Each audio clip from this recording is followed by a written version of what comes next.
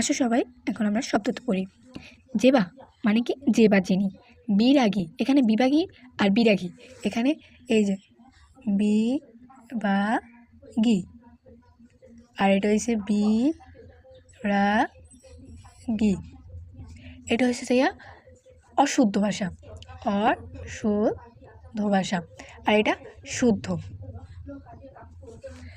দীর্ঘ রজনী, দীর্ঘ রাতকে বোঝানো হয়েছে। ঘুম যে উড়েছে, নির্ঘুম রাত কাটানোর কথা বলা হয়েছে। বিষে বরাবান, কটু কথা বা হিংস্রস্ত বাণী, সেটা বলা হয়েছে। সোহাগ মানে আদর বা ভালোবাসা। মালঞ্চ মানে ফুলের বাগান।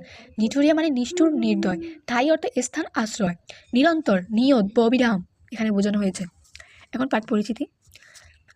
প্রতিদান কবিতাটি কবি জসীমউদ্দীনের বালুচর কাব্যগ্রন্থ থেকে সংকলিত হয়েছে। এখানে কাব্যগ্রন্থটি কোন কাব্যগ্রন্থ থেকে সংকলিত হয়েছে?